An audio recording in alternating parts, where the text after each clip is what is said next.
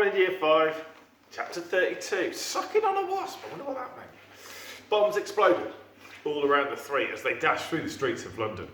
Kaboom! Dust and debris were hurled into the air. The only light that illuminated their way was the flickering red-yellow lights of the fires from the bombs.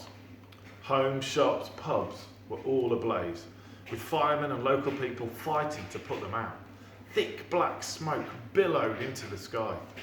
London must have looked so strange to Gertrude, especially on a night like this. So as much as the gorilla hugged Eric, he hugged her right back. They stayed close to the edges of the buildings, stalking in the shadows, keeping out of sight. Nearly there, hissed Sid, when they turned the corner into his road. Stop right there, came a voice behind them. The three froze in fear. Eric turned round. It was an air raid warden, immediately recognisable by the round tin hat, which looked like an upside-down pudding bowl. The warden was not to be messed with. She had a sour face that made her look like she was sucking on a wasp. Ah, that's the name. An official-looking badge on her chest read, Nina Misra. What are you three doing out in the streets after blackout? You must have heard the air raid warning. You should be in a shelter. There's been no all-clear signal yet. The three said nothing, so she flicked on her torch to give them a closer inspection. And there's a little shot from the book. Oops. A little boy, an old man. A gorilla? What are you doing with a gorilla? Eric and Sid shared a look. Well, demanded Nina. It's not a real gorilla, Miss Misra, lied Eric, reading her name badge. Miss Misra, she corrected. Well, it looks like a real gorilla to me. Someone dressed up as a gorilla, said the boy. We were coming from a fancy dress party. I was going as a small wet boy and, I was going as a zookeeper, chipped in Sid. The air raid warden approached to get a closer look. She shone the light of her torch right into Gertrude's face, who squinted. It's an incredibly good gorilla outfit, Nina remarked.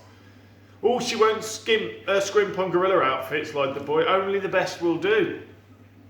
Who won't scrimp exactly? Tell me, who is under there?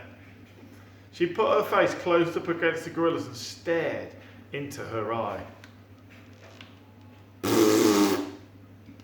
Gertrude blew a raspberry. Gorilla spittle flew all over the warden's face. She does that sometimes, remarked Eric. My aunt Bernard. Bernard?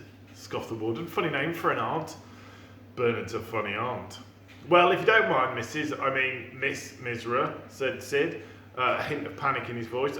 We should be getting home. My house is just over there, you see, he said, pointing. And there are still Nazi bombers in the sky, so you can't be too careful.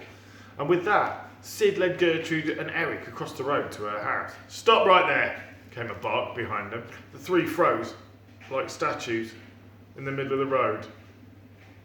Your Aunt Bernard walks exactly like a monkey, too. Technically, gorillas are not monkeys, they're apes, corrected Eric, unable to stop himself when it comes to animal facts. But yes, she does like to get into character for fancy dress parties. Goodbye! The warden marched over to the three of them. You're not going anywhere until I see who is under there. The lady put her hand on top of Gertrude's head, who, by the look on her face, didn't like it one bit. What are you doing? Asked Eric. I'm going to pull her mask off, said Nina, grabbing the tuft of hair on top of the gorilla's head. Oh, I wouldn't do that if I were you, exclaimed Sid. Why not? Aunt Bernard likes to stay in character the entire time, explained the boy. What utter nonsense, proclaimed Nina, and with that she yanked the gorilla's hair. Yee! Yelped the gorilla in pain. Stop! Pleaded Eric. The mask won't come off, said the warden, pulling harder this time. Yee! Please stop, Eric pleaded. Or what? Yee! Or Aunt Bernard might... But before Eric could say whatever he was going to say, the gorilla picked up the lady, raised her high above her head. Woomph! Oh, put me down, protested the warden. Put me down! Chapter 33 is simply called Trouble. And there's a picture of what's going on at the end of the last chapter. And we'll read that one tomorrow. Have a good day.